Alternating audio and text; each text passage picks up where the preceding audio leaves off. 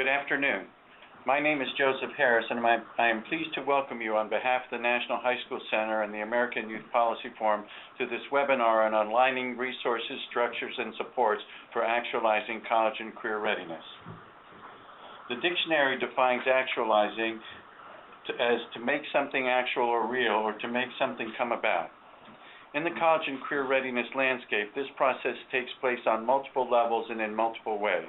Not surprisingly, alignment of resources, structures, and supports is the highest priority challenge identified by a variety of college and career readiness stakeholders with whom we have interacted over the past several months. This is the fourth in a series of Tuesday webinars in June that focus on a variety of issues and practices related to college and career readiness. You may access archived recordings of any of the previous webinars at any time on our website and on our YouTube channel on the links listed on the screen.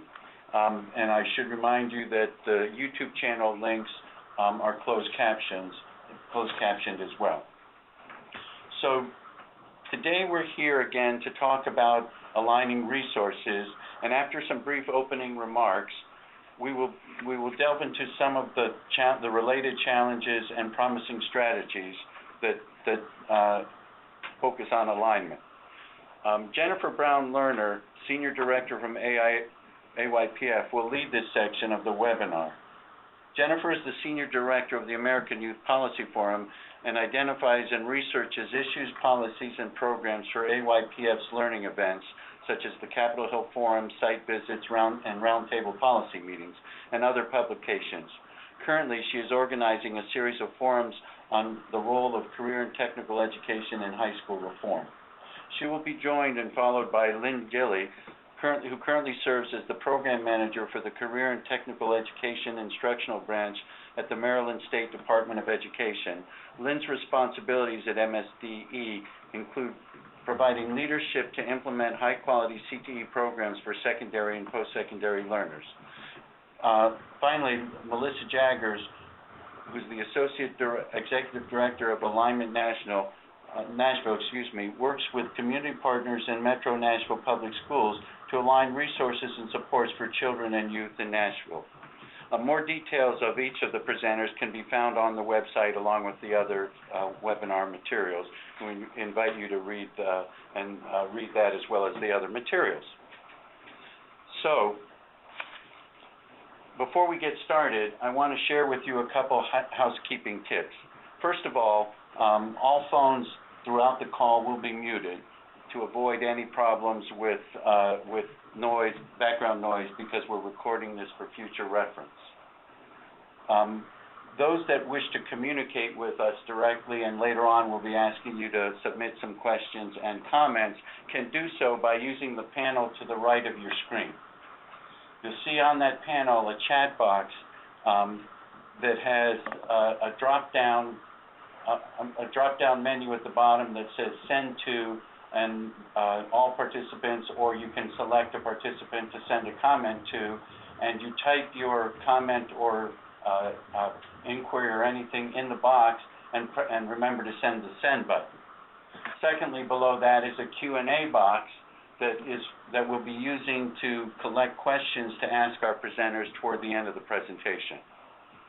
The Q&A box works similarly to the chat box.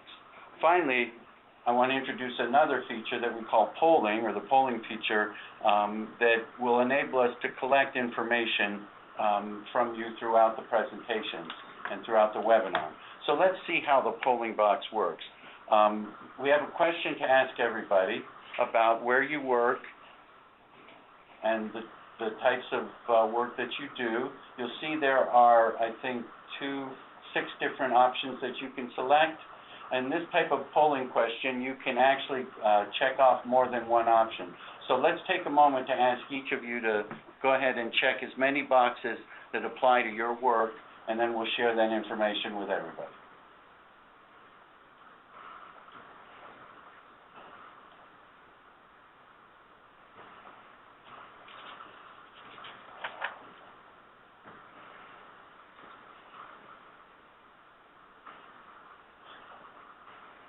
So we see we have a broad range of national, state, and local practitioners. We have some good portion of researchers and others, and approximately 19 folks who are working directly with students. Great. So again, we'll be using this feature throughout the presentation to ask several questions to you at various points. So let's start moving into the presentation itself. Over the past year, we have identified 3 structural challenges that many school district and state level practitioners and resource providers face as part of their efforts to actualize college and career readiness, and that have become a central theme of all of our webinars. First, there are the many variations of how to define college and career readiness and few ways to measure it, especially beyond the Common Core standards. Second, the traditional organization and cultures of many high schools do not necessarily ensure that all students graduate college and career ready. And third, many of the college and career ready services, resources, initiatives already underway are targeted at very specific needs with limited or no alignment to a more comprehensive approach. In short, with no common definition or measures, a mishmash of promising and not so promising piecemeal and often unaligned strategies are being tacked onto existing high school structures without any regard as to whether these are the most optimal conditions and approaches for promoting college and career success for all students. In reviewing the vast range of college and career readiness work over the past year, the National High School Center identified 3 intertwining strands of focus work by various stakeholder communities, and we consider these strands as part of our College and Career Development Organizer that we're going to be talking about frequently throughout the presentation today. The first strand in our College and Career Development Organizer is we call Goals and Expectations for College and Career Readiness. And basically, that strand answers the question, where do graduates need to get to, and how do they get there? The second strand is called Pathways and Support for College and Career Preparation, and it asks the question, what paths and supports are necessary and need to be aligned to help students get to the end of their college and career readiness destination. And third, Outcomes and Measures for College and Career Success, which answers the question, how do we know when they're there? Let's take a quick look at each of these 3 strands a little more closely. Strand 1, Goals and Expectations, actually itself deconstructs into 3 separate threads: core content, pathways content, and lifelong learning skills. By core content, we mean the English language, arts, and math standards and other state standards that frequently are referred to now as the Common Core standards. Secondly, pathways content focuses more on the college and work trajectories, including eligibility requirements, student-declared aspirations, and formal programs of study, including CTE pathways, that we're going to be hearing a little bit about more today. Thirdly, lifelong learning skills that include all the other survival skills, social emotional skills such as resilience and self-governance, higher order thinking skills and including critical thinking, academic and employability skills, and even civic, consumer, and life skills that include financial literacy and good citizenship skills. You recall, for those of you that joined us in our webinar in week 1, David Connolly referred to many of these skills in this strand as key elements that range from cognitive strategies to learning skills and techniques.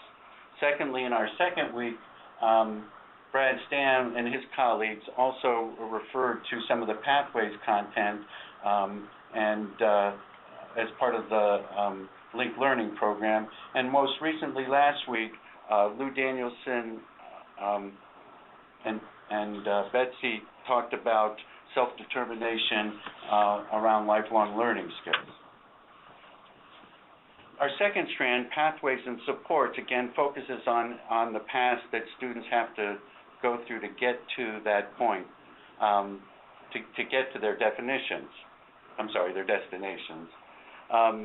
These include the personalized learning supports, the multiple pathways and courses of studies with built-in supports and differentiated instruction, and targeted interventions for content and credit recovery, and then rigorous programs of study that include the rigorous curriculum and instruction, blended learning and accelerated learning programs, well-defined pathways, as well as the whole college-going culture, college knowledge, college visits, college and career fairs, and the like.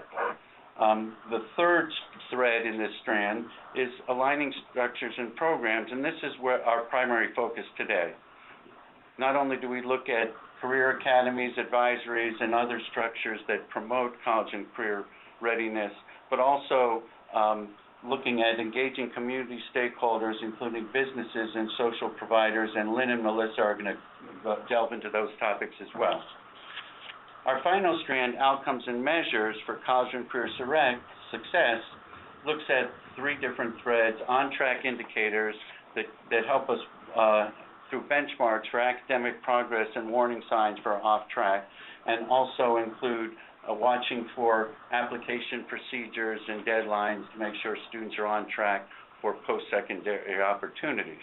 Also includes attainment and authentication, which is where we certify that students have indeed reached the level of college and career readiness to proceed in their post-secondary endeavors. And finally, accountability and improvement, in which we look at institutional report cards and other indicators that are feedback loops for school improvement. So the organizer that we've talked about and that we shared with you, and I believe there's a link under the chat box to how to get there if you want to see the actual organizer itself. The organizer can be used for three main things: as a mapping tool for the college and career readiness landscape, as a discussion tool for helping practitioners think beyond the core standards, and as a set of Lego-type blocks for constructing contextually specific frameworks. But what the organizer can't be used for and shouldn't be used for is a framework by itself, because it lacks the interrelationships of the building block parts that are necessary, that need to be constructed at the local level so that they're contextually appropriate. It's also not a to-do list of strategies and components to be addressed. And finally, it's not a user manual on actualizing college and career readiness. So I want to introduce then Jennifer Brown Lerner, who will share with us some key considerations on using the College and Career Readiness Organizer, College and Career Development Organizer, and we'll introduce our other two presenters. Thank you so much, Joe. It's a pleasure to be here, and AYPF is pleased to be partnering with the National High School Center. We believe that the organizer is an excellent tool to be a conversation starter for the conversations around college and career readiness at the state and district level. But we also believe there's a set of key considerations that you must consider before using the organizer. These include your definition of college and career readiness, an understanding of your stakeholders, a deep understanding of the complex context and political climate of your place, understanding your data system's capacity and use, as well as the indicators you intend to use to monitor your progress. I will explain each of these in further detail. We often all articulate college and career readiness as our goal, but we don't often dissect what we mean by college and career readiness. As demonstrated in the organizer and presented in previous webinars, college and career readiness is a complex concept that includes not only the core academic knowledge that students need, but the social-emotional skills and attitudes, college knowledge, higher-order thinking skills, and employer-desired traits. However you decide to define college and career readiness, whether you use a broad definition including everything I just mentioned or a narrow definition, if you so choose, it must be communicated among all those involved in the college and career readiness work across your entire education spectrum. We now have a question for you to answer, to consider. Do you have a definition of college and career readiness that you share with others engaged in your work? Folks, we'll just take a minute to answer that question. We can get a sense of who's done the building block work of thinking about what college and career readiness means for your community. So we'll give you about 10 more seconds to log in your responses. Pretty interesting so far. We're almost neck and neck. A little surprising. Anyway, well, obviously we believe that understanding your definition of college and career readiness is the basic building block, and we see the organizer as an excellent tool to helping you think about all of the components of a definition of college and career readiness. Given that the organizer can be used as a framework, you must next consider who will be part of your conversation. These are the stakeholders involved.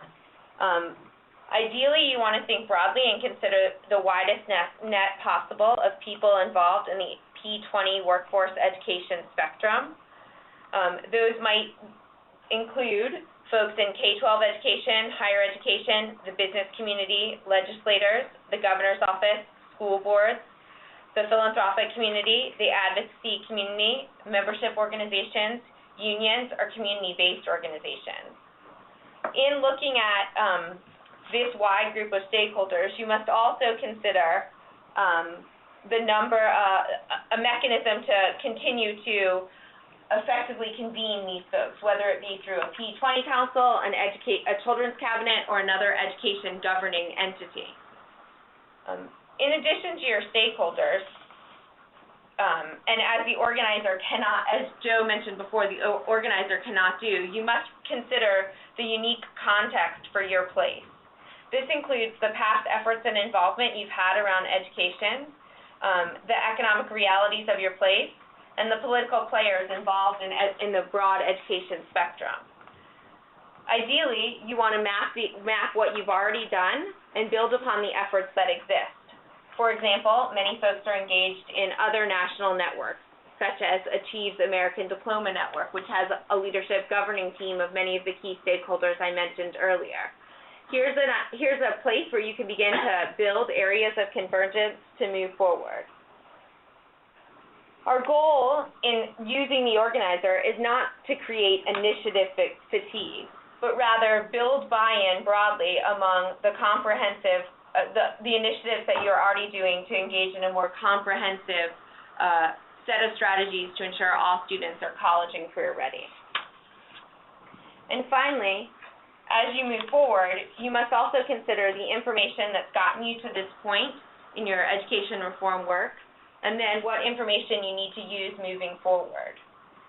Ideally, you have a good sense of the ability of your longitudinal data system at the state or district level, linking early childhood education through workforce data to monitor students' progress through your entire P20 spectrum.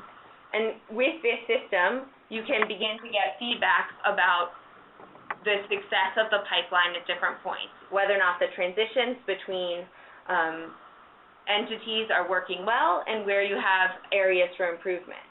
You also must consider the current data points that are driving your decision-making, and more importantly, with your broad group of stakeholders and under your new broadened definition of college and career readiness, build consensus data points to measure your goals and progress moving forward. All of these indicators, all of these considerations are important in using the organizer as a tool, as I mentioned before, for a conversation starter. And for just so everyone knows that in collaboration with the National High School Center, AYPF will be producing a brief around these key considerations, as well as additional work thinking about the alignment of your college and career ready work under the broad organizer. So given these considerations, I would like to introduce our first speaker, Lynn Gilly, who is going to give a state-based example of how they've begun to think about alignment, particularly between their core academic standards as well as their CTE pathways. So I'm going to turn it over to Lynn. Thank you, Jennifer, and good afternoon, everyone. I'm happy to have this opportunity to share some information about Maryland's new career and technology education state programs of study. We've had about 30 years of experience in this arena, and I'm going to talk to you about it in about 10 minutes, so I'll be moving fast through the slides. Next slide, please, Jennifer. You can see some quick facts about our programs. This is 2011 data. We had about 117,000 students enrolled in our programs in grades 10 to 12. in about 38 state programs of study, and then a number of locally designed programs of study. We're trying to migrate our local school systems into our state programs of study. We had a little over 57,000 graduates in 2011, 11,000 of which, or 19%, were in CTE and completed a program of study with us. 52% of those students were considered dual completers, and that means they're both college and career ready.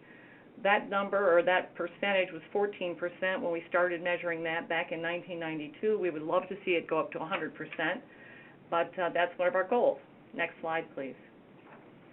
We began our mission of resolving a change in our career and technology education programs in 1989 with the report of the Maryland Commission on Vocational Technical Education, and it happened in line with our first wave of reform here in Maryland for school systems. And what the report said in a nutshell was the system was not adequate to prepare graduates for the future careers. And so we worked diligently from about 89 to 95 to turn the ship around, start working on better curriculum, improved professional development, working with the business community and our higher ed partners. And in 1995, we brought in over 350 business and community members primarily and asked them the question, what do you do? When they defined their core functions, which later became our career pathways, which are just organizers to help students plan their future education and careers. And then in the next wave of reform, our third wave, we developed our state programs of study, which helped to align the workforce readiness needs with the core content areas and provide students with a focused program of study through high school. It's not a tracking mechanism. It's a way to give them a broad career preparation so that they're ready for both college and careers. So our program of study booklets, which I will give you a link to in the last slide, are outlines of our 10 career clusters and then the programs of study that are endorsed at the state level. Next slide, please. Next, okay, oops. Okay, so our stakeholder involvement at the state and local levels began around the time intensely that we had our School to Work grant in the early 90s, and a lot of you remember that era probably. But core to our mission was working with the business community, as I just mentioned. We really engaged them primarily to develop those CT programs of study and make sure they were driven by the needs of business, industry, labor, that they met the demands of our workforce and economic development needs at both state and local levels, and in some cases even national levels. The whole idea was to promote greater cooperation between our public agencies and then the private sector. Next slide, please. This is Will Daggett's Rigor Relevance framework, and on the left side you'll see the cognitive domains that are in Bloom's taxonomy, and along the bottom a variety of levels of application. And we like to see when you get to level 3, applying across disciplines, that you're getting students engaged in activities, that you're not just telling them information, they're getting involved. In level 4, they might be doing projects, and they're beginning to apply knowledge to predictable situations, maybe all coming up with the same answers. And when they get to level 5 along the bottom there, they're actually solving problems in unpredictable situations. And so we'd like to see our career and technology programs up there in that yellow quadrant of high rigor, high context. Our old voc ed used to be highly focused on recalling procedures, and we wanted to move away from that, and that's exactly what we've done. Next slide, please. So we have 10 career clusters and about 38 programs of study developed now, with more on the drawing board. And you can obviously access those at the link at the end. I'm not going to talk a lot about those right now. If you have questions, I'll be happy to answer them. Next slide, please. So how do we get students college and career ready? And I love the framework because, well, it's not really a framework, the organizer, because I think it helps provide a guidance beyond the fact that students are ready for college without the need for remediation, which is often the definition for college and career ready. We happen to feel that students need that core curriculum, but on top of that, a program of study that provides focus and a goal orientation, whether it's in CTE, the arts, and academy, whatever it is, it's very important to have a goal or a focus in mind. That work-based learning opportunities provide students with that context to apply what they're learning in the classroom in the real world. That there are course and program assessments of a high quality that provide rigor. That we then lead those into industry-recognized certifications or licenses so that students can obtain credentials while still in high school. as well as early college credit through transcripted credit or articulated credit. We prefer transcripted, where the student leaves us with credit on the transcript. We have a comprehensive system of career development. We believe every student should be engaged actively in career awareness, exploration, decision-making early on. Our student organizations provide those students with their leadership, civic, professional behaviors that are so important to transitioning into the adult world. And then lastly, our business-led program advisory committees at the state and local levels are often organized around our clusters called cluster advisory boards. We do them at the state level. We are each required to have our own for the clusters that we lead as state staff. Next slide, please. So what do we expect of our students? Well, we want them to have a pathway option. We want them to complete a program that's state approved. And by state approved, I mean in our office at the State Department of Education, we approve the programs of study that students can engage in. It's important to have a sequenced program of study so that students see a relationship between the courses they're learning, just like you would in a college major. In career development, we want to make sure students know how to identify goals. What are their interests? What are their skills? And how do they make informed decisions? We want students, as I said before, to take part in higher level content courses in conjunction with their CTE program of study. We encourage them not to drop the ball on math, science, etc. We want them to be prepared for the higher education they're going to face. And then that leads to college and career readiness. They can complete both the CTE program of study and meet the college admission requirements here in Maryland. So next slide, please. I happen to like Cliff Adelman's work. This came out in 1999 from the U.S. Department of Education. It's called Answers in the Toolbox, but it just points to the fact that the level of rigor of the secondary preparation of students, particularly their participation in mathematics, determines how far they're going to go in college. And of all pre-college curricula, the highest level of math a student takes is the strongest continuing influence on bachelor's degree completion. In other words, math is the gatekeeper to higher education. And if a student can complete the course above the level of Algebra 2, that will more than double the odds that they'll complete a bachelor's degree. It's pretty profound, but it's true. Next slide, please. So in our new CTE programs, what are some features that we think help students become more college and career ready? Well, we want them to apply through activities, projects, problems, new knowledge. We don't want them to sit and get. We want them to be able to be thinkers. We want them to be engaged actively in challenging inquiry-based instructions. They're the ones designing the solutions to the problems, not the teacher guiding them through the solution. They've got to figure it out. They get to present independent mentored projects where business, industry, the healthcare community, the broader nonprofit community is helping them. They can research and write technical reports. They collaborate on teams, and they focus on thinking, not mastering procedures. Next slide, please. So what kind of outcomes does this get us? Well, we've increased our enrollment in the state programs of study. As you can see, there continues to be an increase in the programs of study that we design and help provide professional development and technical assistance for at the state level. Next slide. We're getting results through an increase in our career technology education students' graduation rate. Career technology education has holding power. We have higher retention and graduation rates for CTE students than for the general overall student population. Next slide, please. And we're starting to see greater numbers of students earning industry-recognized credentials that are appropriate and available. We don't just go with anything that comes along. We're very, very careful about what we select for an industry-recognized credential. We want it to have meaning in the workplace. And so you can see that state average is a little over 57%, and that we are increasing the numbers and percentage of students who are earning these credentials while still in high school, which gives them that value-added leg up on other high school graduates. The next slide indicates that, we are a part of the recognized and valued measures at the state level, from the governor's office in state stat, managing for results. In Education Week, we were named #1 in public education for 4 years in a row by Quality Counts, and #1 in transitions and alignment, which is aligning the pre-K to 12 standards with early learning and college and career expectations. And then our own governor has developed Skills to Compete, which is our workforce and economic development initiative, to help increase the number of our graduates who earn industry credentials and then progress into a career. Next slide, please. So how did we organize our staff to get the results we've gotten?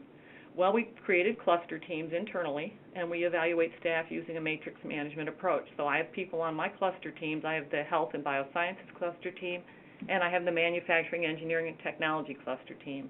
And I have people who are not in my branch who serve on those teams, but we work collaboratively across those branches to get the work done. We've developed partnerships with our secondary, post-secondary, and industry representatives to help improve our programs. We've identified affiliates, and that's a Project Lead the Way program term that we kind of stole. Those are the universities, nonprofit organizations, businesses, commercial organizations that help support our curriculum and professional development for our CTE teachers. We use our pre-graduate survey to determine whether students have filled out that financial aid form and have completed their high school program planning. And then the next slide. We've aligned our resources to help support our state programs of study. We provide grants to drive and incentivize the programs of study that we'd like to see implemented, while providing technical assistance and additional in-staff support. We use our performance data to promote continuous improvement and work with local school systems to use informed decision-making with our data. We've disseminated our policies and procedures for CTE programs to help understand what it is we're looking for in a consistent, standardized program of study. And we have appointed a panel that really represents that larger circle of friends, and critical friends, I would say, from state agencies and secondary and post-secondary educators who can help us determine when a program should be, phased out or improved. And finally, we provide technical assistance and professional development to a variety of our stakeholder groups, including all of our local school systems and community colleges, in partnership with the business community and higher education. So I'm going to stop there, and thank you very much for the opportunity to be with you today. Lynn, thank you so much for your really excellent presentation. I think you gave us a great idea of the hard work that it took in Maryland to really closely align the academic content and standards with your career pathways. And what I was really struck by from your presentation was the role that business played, and when you showed your stakeholder graphic, towards the beginning, that business was really at the center, knowing that that was the end point in which you wanted all students to be able to go to be successful in a job. So I want to throw another poll question out there to those of you tuned in, asking, do you regularly engage the business community in your college and career ready efforts? And give you an opportunity to answer that question. And I know some of you have asked about seeing the poll results, and we will shortly be able to do that.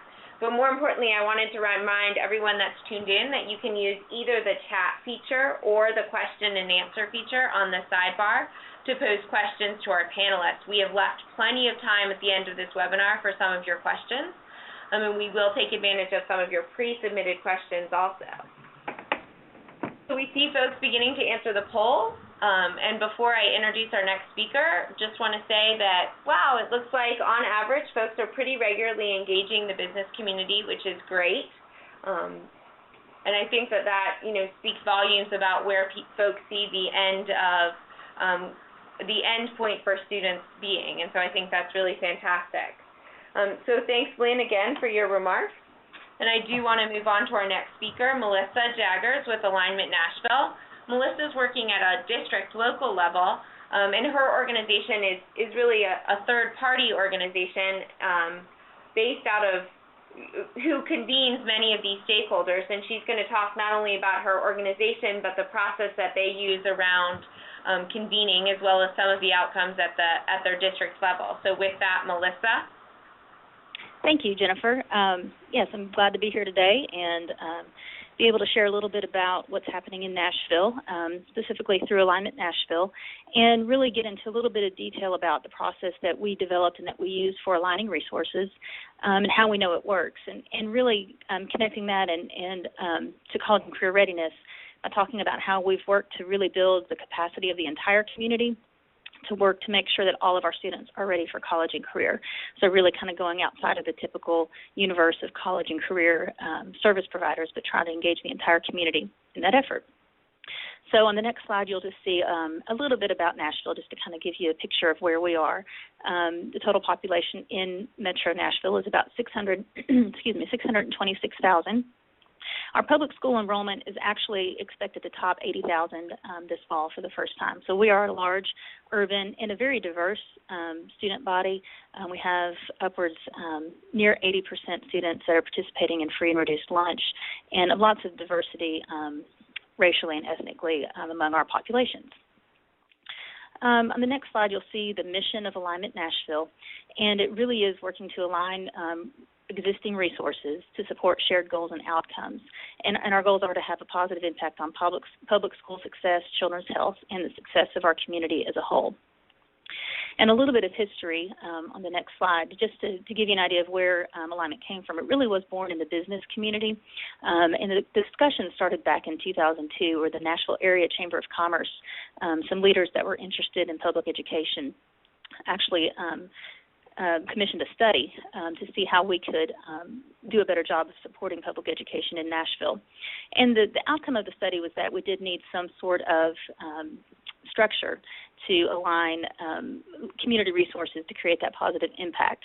And actually the recommendation was for some sort of more of a grassroots approach to really bring community organizations together and to convene. But the business leaders really were adamant that they wanted there to be more of a structure and a process to do that, to make sure that it was that there was accountability and transparency involved, and to make sure that there would be movement, that we were going to actually be moving the needle on those collective goals. And they also were pretty sure that they were very clear that they wanted to align to the district's to the school district's strategic plan, that there didn't need to be another strategic plan developed, that we were going to support what the school district needed help with most. And so in 2006, in a minute I'll talk a little bit more about this, but in 2006 our high school committee did lead an effort to transform the high schools in Nashville using the academy model. And in subsequent years we did add focus areas in children's health, working with out-of-school and out-of-work young adults, and on special populations, family engagement, and others. And now we are working with the district to roll out a district-wide community school model called Community Achieves. And on the next slide, Alignment Nashville is, you see a lot of the buzzwords that you hear around often, collective impact. You did mention earlier, Jennifer mentioned a P20 Council. We are the P20 Council for Nashville-Davidson County. We are an intermediary organization, cradle to career. We convene and align to strategic goals and existing resources. And as I said, we are a framework for developing community schools. And our operating principles on the next slide are also important to understand and to kind of get an overview. And I think it really gives you an idea that what we work on is systemic change. We're really focused on that generational systemic change. And that is tough work, that we're looking at very complex problems. There are not simple answers. There is not one single answer for that one single organization can provide. And so if we're going to do that and we're going to really focus on the whole child, then we have to have this structure for ongoing generational collaboration. In the next slide, you're going to look at it and say, there is no way, I know you can't see everything that's on here, it's tiny little print, but the takeaway that I wanted you to see on this slide is, if you look at this is the work of our committees kind of across an age continuum from birth through young adulthood. And so we really do see what we're doing. It's that cradle to career. It's a very broad approach, and making sure that we're looking at every step of the process. And you'll see lots of areas of convergence, as Jennifer mentioned earlier, in different areas of the age continuum. So on the next slide, you'll see a little bit about our organizational process, and our structure is very important to how we do what we do. We do have, as most nonprofits, we do have a high-level board of directors, which does provide governance and oversight. And these are the CEOs, the mayor, the director of schools, presidents of colleges and universities, the president of the United Way. Most local funders are all on that board, and they do provide that high-level governance. But we also have an operating board, which meets monthly, and that is a network of leaders within organizations across the community, and that also serve as chairs and vice chairs of our committees. This group meets monthly, and their role is to oversee what's happening in the committees, and they do provide some peer-level accountability and network opportunities for the community. And then on the bottom row in the green, you see the committees, which are really design and implementation teams. And I'll talk a little bit more about how they do that. But they're charged with designing solutions, collaborative solutions, and implementing those solutions. So on the next slide, you'll see a picture of our process. And again, this is very important, understanding how we do what we do. The role of the staff of Alignment Nashville, such as myself, is to guide each committee through this process. And you'll see down at the bottom, the tactical planning, step 1 is the first step, and that's where the committees design solutions. They look at what is the most pressing need identified in the strategic plan, and they design solutions that leverage existing resources to meet that need. They move to the next step, which is community engagement, and this is where they invite the community to collaborate in implementing those solutions, and again by aligning existing resources. And this is where we really build the capacity of the community to address issues. We tend to uncover what we call unusual suspects, and we're able to use resources maybe a little bit differently in different ways, and really aligning them to meet those needs. And then they move through implementation, of course, evaluation. We're very careful to always measure what we're doing and make sure that it is having an impact. And if it's not, then we go back to tactical planning and design a new solution. Scale up if it is working, and then eventually institutionalization, which could also be called community ownership.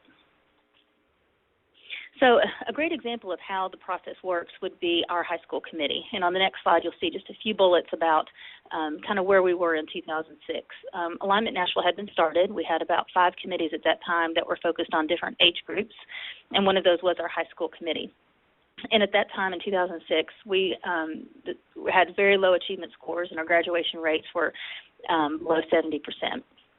And alongside that, we had community support and perception of MNPS was low. And we knew that committee, the high school committee, which was chaired by the associate superintendent for high schools at the school district, knew that they needed to implement transformation. As I said before, more of a generational long-term change. But he also knew that he needed to do that alongside the community. He had to have the community support, had to have the community engagement at a deep level. So he knew that using that alignment committee process, the Alignment Nashville committee process, would be the way to create a shared vision, and that included rigor, relevance, and relationships for all of Nashville's public high schools. So that committee led a process that engaged more than 60 community stakeholders. They led the strategic planning process that uncovered that the academy model was really the best way to build on the strong CTE programs that we had in Nashville, but to make sure that we were offering rigorous college and career prep for all of our students. So on the next slide, you'll see another tiny print chart, but this was the outcome of that strategic plan. And this created the basis for a successful grant proposal to the Department of Education that brought almost $7 million to Nashville to fund our high school transformation. And when we got the comments back from that grant, by and large, I think the number one reviewers' comments was that they were just blown away by the amount of collaboration that was so clear, and by the community support for the redesign that was clear in the proposal. So the next steps, we had the grant, and the next step was that we had to build a business engagement structure that would be sustainable, and that again would focus on college and career readiness for all of our students. And so we went back to step 1 of the committee process to design that structure, which was tactical planning, and again making sure that we were using existing resources. Now on the next slide, you'll see a chart that also informed the development of that business and school engagement structure. This chart was actually developed by Sydney Rogers, who's Executive Director at Alignment Nashville. She actually presented this at an American Youth Policy Forum in 2008 and an event in D.C. But what we knew is that we needed to develop a structure that supported, you'll see to the left, combined engagement, that we needed all types of engagement, starting at the top with the flyover level, which provides financial support, maybe some in-kind, but with no other involvement. Moving towards technical support, which is a little bit more advice and technical assistance, maybe serving on an advisory committee, coming into the classroom to support equipment and installation, and all the way up to what's defined on the chart as a stakeholder partner, which is boots on the ground, full engagement with students. And you'll see some examples of what that can look like. And it does result in excellent academic results. So the committee did develop a structure, and went through the process of implementing that. And on the next slide, you'll see as a result, we do have a structure that includes these elements.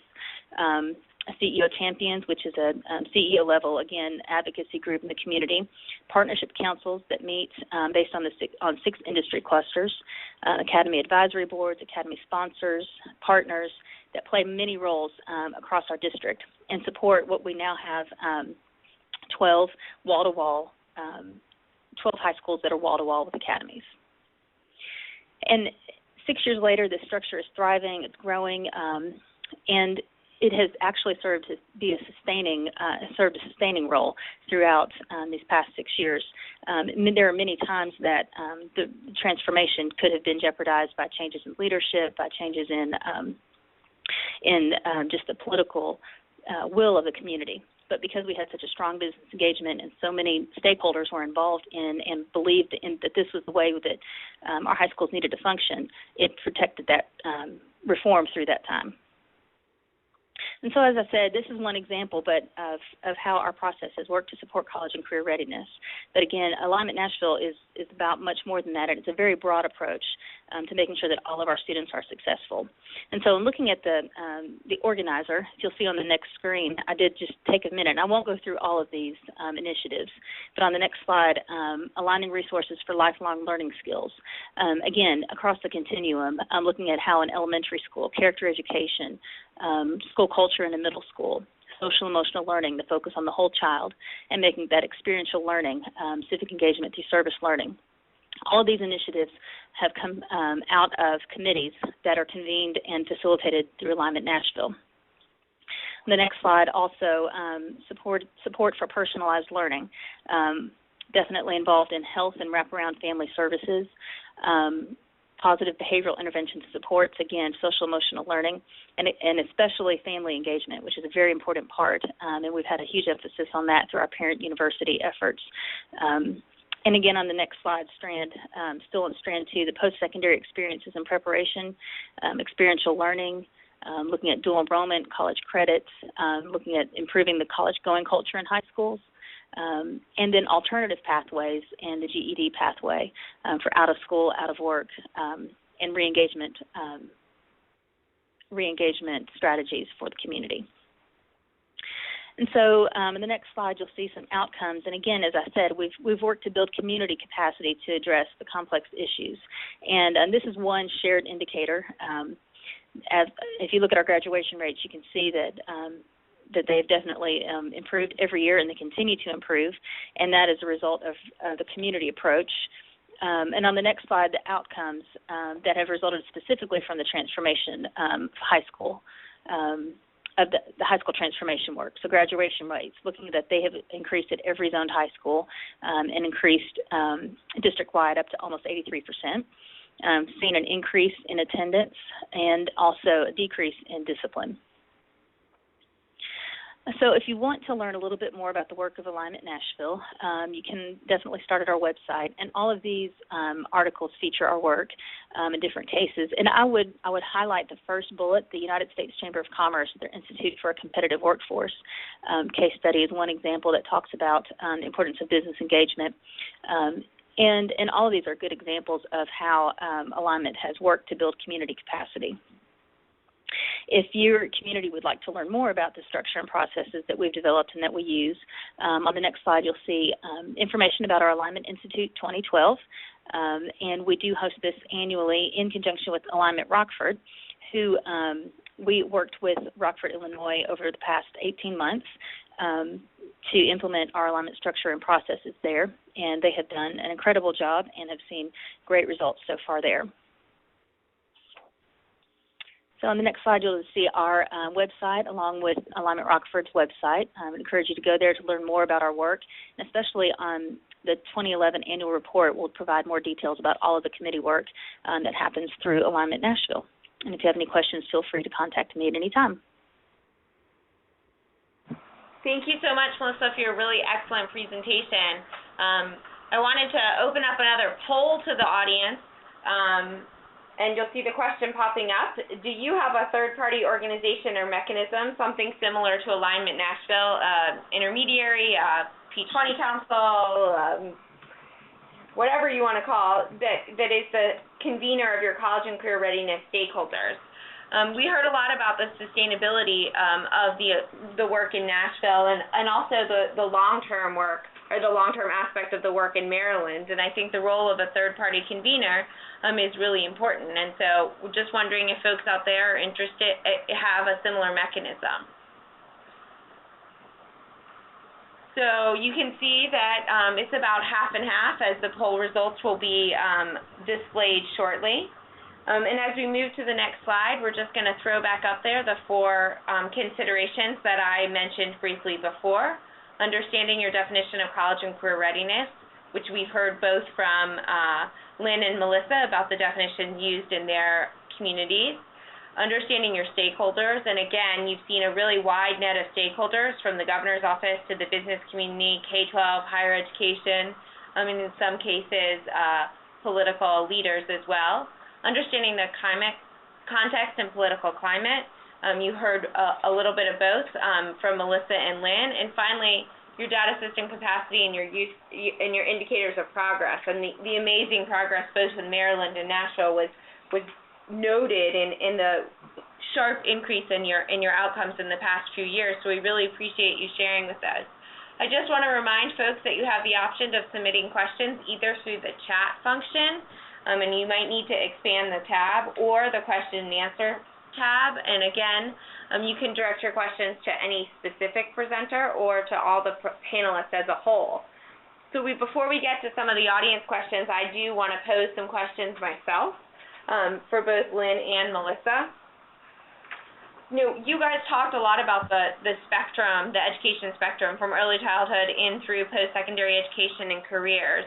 And I'm really wondering about that space that exists between high school and college or career or whatever comes next.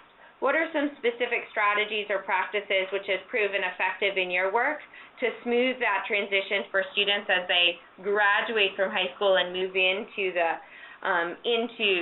what comes next, either college or careers? What's been successful in helping to prepare them and move them through more successfully?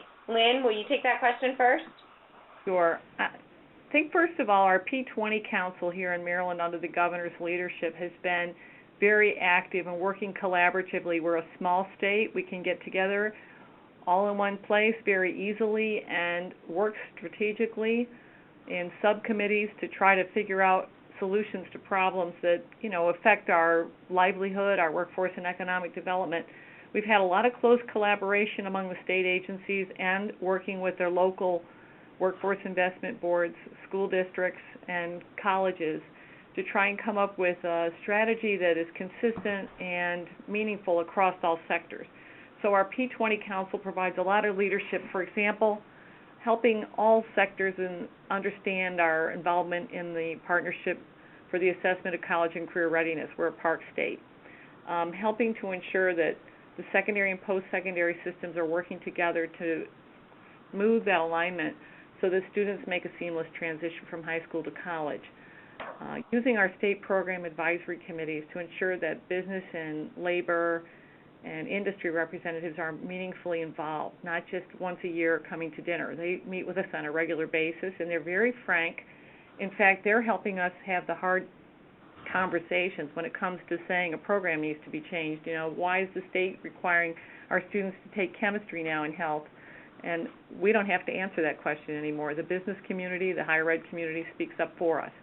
So it's that shared thinking that has grown out of collaboration that has helped us to come together in a more consistent fashion to ensure that we have a seamless system to provide students with college and career readiness.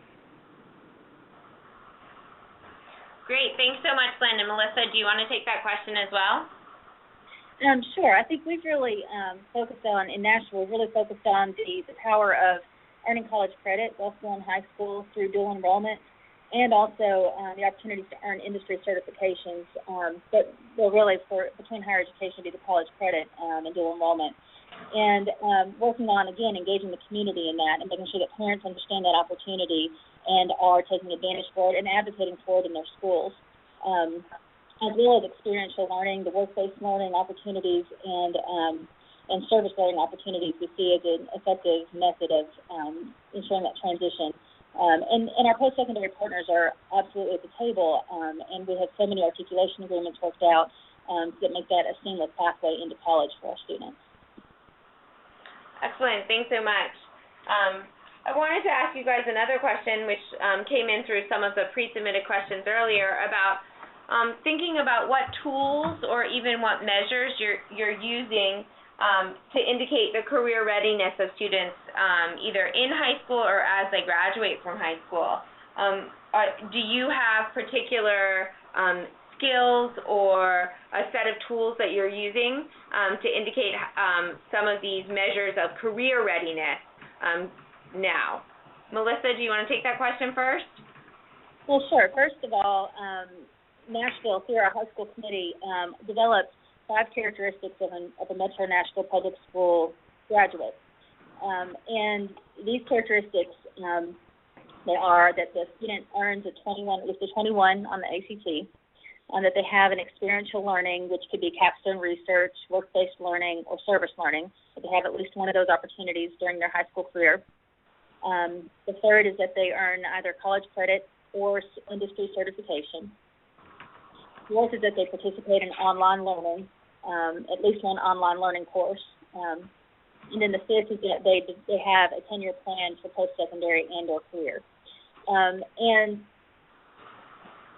Right now, we are working on a data system to make sure that we're tracking that all of the students do have an effect characteristics before they graduate. Fantastic. That's really exciting. Thanks so much for sharing. Lynn, do you want to take that question as well? Yeah, I would agree completely with the list that she gave you, and I would also add that a lot of the behaviors we're looking at aren't really observable from the standpoint of a test or something like that. So what we try to do are many of the same things that she described: portfolios, internships, web-based learning, work-based learning, early college access and success. But we also have a requirement now for grade 3 to 12 financial literacy. We're looking at, helping students understand better what is the return on investment of pursuing a career and getting a college degree in a particular area, so that they understand what it will take to pay back student loans, that kind of thing. And when we talk about these behaviors not being readily assessed, we try to involve our students in student organizations that have professional development programs that help them to develop those civic and professional behaviors and leadership skills that are so important in the real world that they don't get an opportunity to develop otherwise. So we have 5 competencies or skills. They're called Skills for Success. They are communication, thinking, learning, technology, and interpersonal skills. They're very much aligned with the new common career technical core skills that are the career ready practices. And so those have been in existence for quite some time here, and we'd like to see students have experiences in those areas as well. Fantastic. Thank you so much for sharing, and I'm going to turn it back over to Joe Harris, who's going to ask some additional questions to everyone that's been a part of the webinar. Great. Thanks.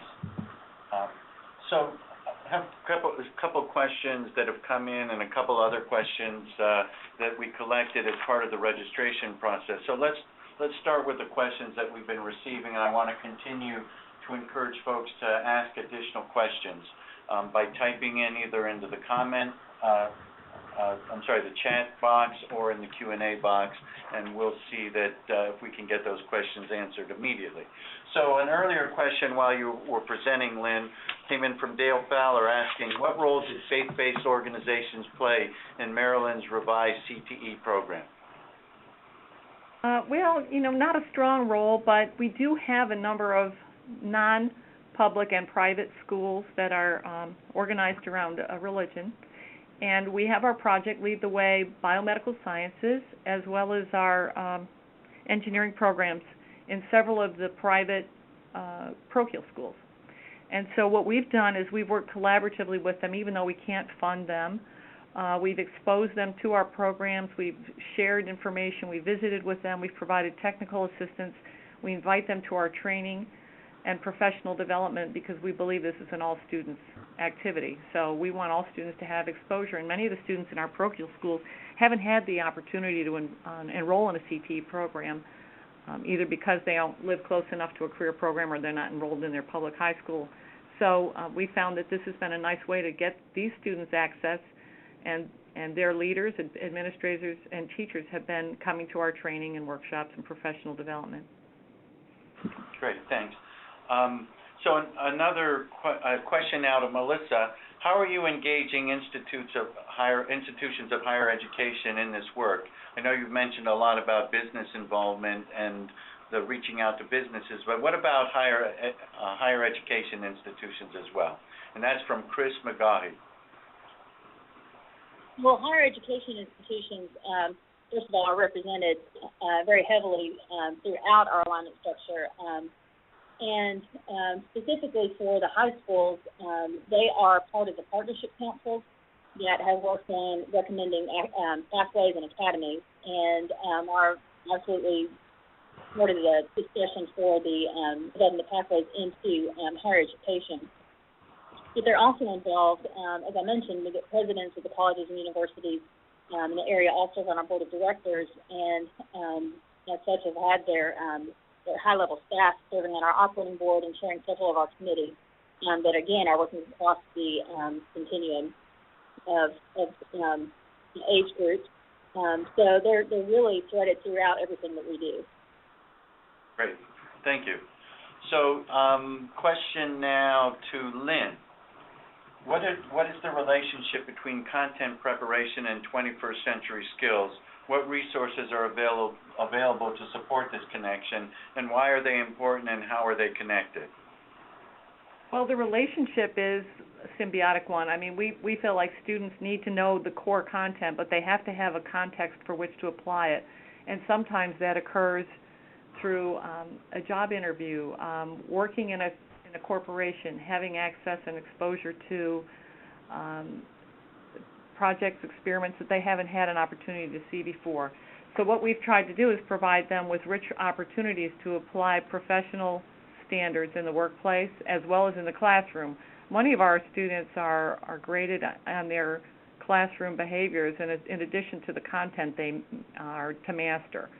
So customer service skills are important, being able to resolve a contentious situation, using those good communication skills, and not getting angry when a customer disagrees with something you've said or doesn't like what you've done. So I guess they have to work hand in glove. I taught cosmetology. I had a student who was excellent at the customer service skills when the clients came in, but she didn't get along well with her peers. And she always wondered why her grade on those kinds of skills wasn't as high. And you can't be contentious with your peers and give good customer service skills. It has to be on all the time. And so that's the kind of mentality we're trying to promote with our students is this is a skill you learn and you apply every day in your work, when you work with peers, when you work with customers. Great. Thanks. So Melissa, I think we're having a little bit of problem with your phone, so let's see if you can speak or back away from the speaker when you're answering this question. Where does one get started when dealing with college and career readiness in alternative high schools programs for students at risk of dropping out or adjudicated youth? And a broader question, what does the role of social service agencies have in Alignment Nashville? Well, again, the social service agencies are represented across the continuum and of all of our committees. Specific to our high school efforts, we've really worked at integrating those services and not so much as wraparound services, but actually integrating those into the school day, into the school environment, which is a big part of when I referred to the community schools effort, which we call Community Achieves in Nashville, really integrating the social services systematically across the district. As far as college and career readiness in the alternative high schools, we have what locally was developed, and I know it was adapted from some national tools. We have a professional skills rubric, which is similar to what Lynn was describing. And it has been used in different ways across the district and in different school settings, but that's something that has also been used. It was tweaked by our local partnership councils to meet local workforce needs. But as Lynn was saying, it does, actually give the students a grade on things like timeliness, teamwork, a lot of those workforce skills and college skills, honestly, a lot of the same skills that are needed in both settings. and I know those have been used in the alternative high school settings as well. But we've really focused on making sure that the students who need the college and career access services the most have needed them, that have needed them most have had access to them. So that has been the focus of a couple of our committees specifically on those alternative high school populations. So this is a question to Lynn. My school is moving forward with a pathways to career and college readiness. I need to be able to embed credits into the students' internships. What is the most powerful piece of learning that I can do before August? I would suggest having a very good organizer for the training agreement that goes between the school and the employer and has clearly defined academic, technical, and employability skills that the student will learn, and that the student be given an interest in inventory ahead of time so that they're matched with an appropriate employment opportunity so that the students can be interviewed and feel like this is a professional placement for them. We find that when there's an agreement that's signed by the employer and the school and that it's well monitored by a supervisor both at the workplace as well as through the school, and there are agreed upon goals and objectives in the academic, employability, and work technical skills, that it's a rich opportunity for students and the employer alike. Great, thanks. Okay, Melissa, one other question. How can after-school expanded learning and community organizations support college and career readiness? Well, specifically to after-school programs, one thing that we're working on is, I mentioned the 5 characteristics of a high school graduate. We are beginning the process of working backwards and developing characteristics for middle school and elementary school that support that end vision. And through the alignment process, what we'll do is engage those providers, after-school extended learning, out-of-school time providers, and in helping support those characteristics. So if you take, for example, one of the characteristics for our high school graduates is experiential learning, which can involve service learning. We could, through our committee process, we could actually provide some training for, and we will provide training on service learning for those out-of-school time providers so that they can provide and help support providing those opportunities for all of our students. Thanks. So, Lynn, you know the challenge of citing statistics in front of math teachers. So we have a question for you from Aisa Espinoza. Where did you get that statistic of completing a bachelor's degree depending on the math class? It's in the book I referred to. It's called Answers in the Toolbox, and it is on page Romanet 7. It's in the executive summary of Answers in the Toolbox. If you Google Answers in the Toolbox, the U.S. Department of Education, Clifford Edelman, I cited him on the slide. He did some research back in '99, but mathematics still is a huge gatekeeper to college access, as is the high school curriculum. The academic intensity and quality of the high school curriculum is one of the major factors in affecting students' ability to complete a bachelor's degree, with mathematics being particularly important. And it's right there in the book. It's right under selected findings, and you'll see it there.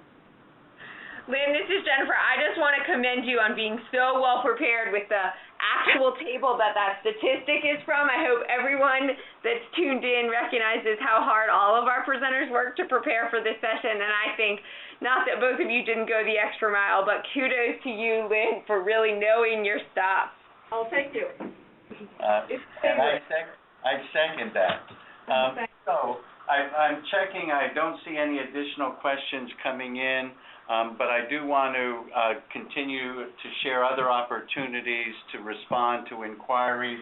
We got some general inquiries during the registration process that we will address as well. And one forum that we would like to use to address those inquiries is a new feature of the National High School Center that we introduced at the start of these webinars in June, and that is a college and career readiness community of practice.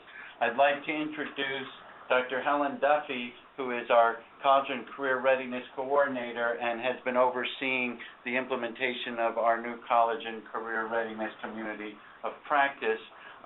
We have the capacity, as she will demonstrate, to be able to list questions and responses, share resources, and engaged in a continuing, ongoing threaded discussion. And we'll be inviting our presenters to continue to address questions that you raise that any participant raises after viewing the PowerPoint that you want to raise to the broader community. We also will continue to invite comments from you as well.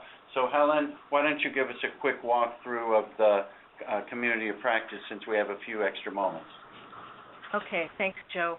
And I also want to thank the presenters today for sharing their work. I think one of the things that the High School Center is pretty good at is identifying and bringing people to the table who have particular expertise, but we also acknowledge that there's a great deal more expertise than what we can actually feature on a webinar such as this, and that there are promising practices out there that we all can learn from. And so given that, we launched a community of practice at the beginning of the month that is designed for users to continue to engage in these kinds of conversations that we've begun this month.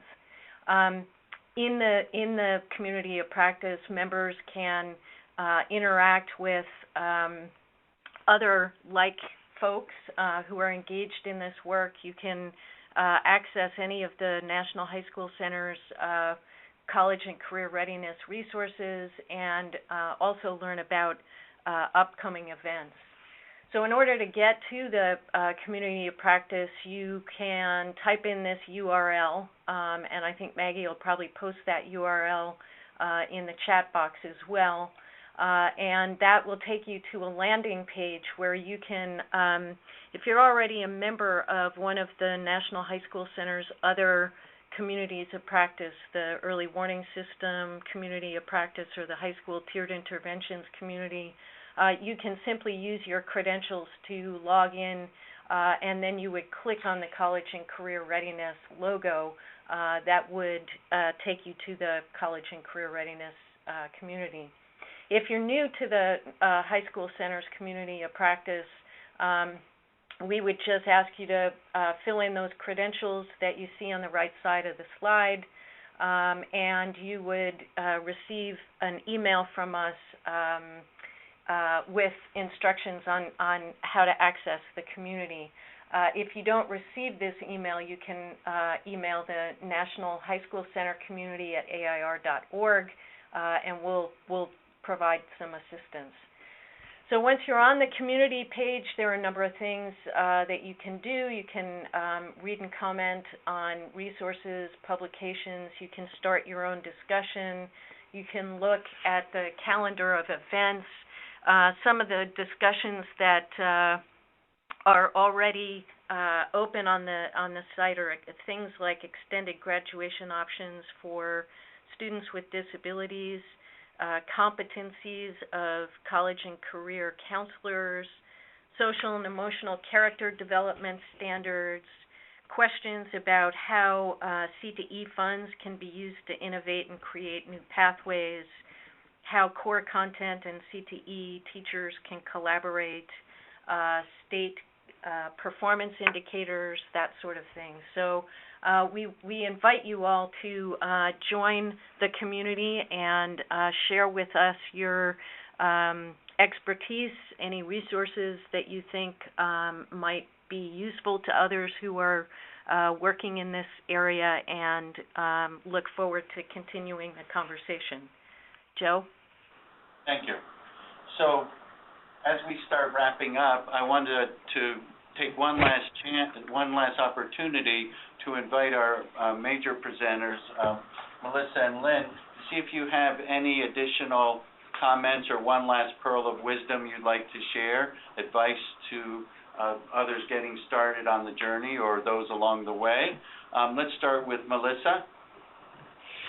Well, I would say that, again, as I try to emphasize, we're really looking at long-term sustainable change, and that takes a lot of patience, and it takes building a lot of political will in a community, and that's an ongoing process for us, and that is something that we really work to keep at the forefront of discussions across the community, and just making sure that it's not really just focused in the traditional college and career readiness conversations, but broadening that, and how, as you said, linking in with early childhood education all the way up through young adult re-engagement, and also including families and caregivers in that conversation. So it's an ongoing process, and it does take patience, but we are seeing the results here in Nashville and are excited to see continued improvements.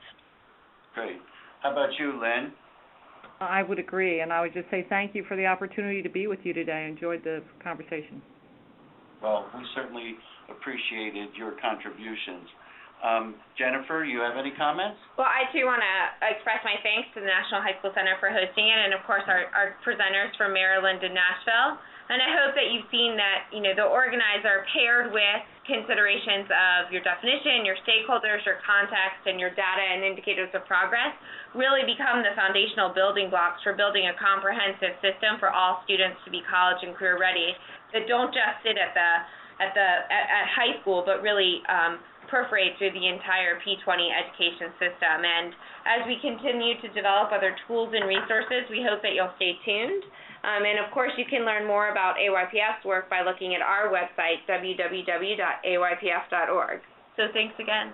Well, thank you. And thanks again to Melissa and Lynn, and to Helen, who's a member of the High School Center staff. Before we sign off, I want to invite folks to use the chat box to make some suggestions to us for a series of similar type webinars in the fall. We'd like to hear from you. You can email us as well to our website, to our email address. You can comment on our Facebook account. You can, whichever way you're comfortable, please send us some suggestions for going forward. These have been a very rich set of presentations over the month from a variety of experts.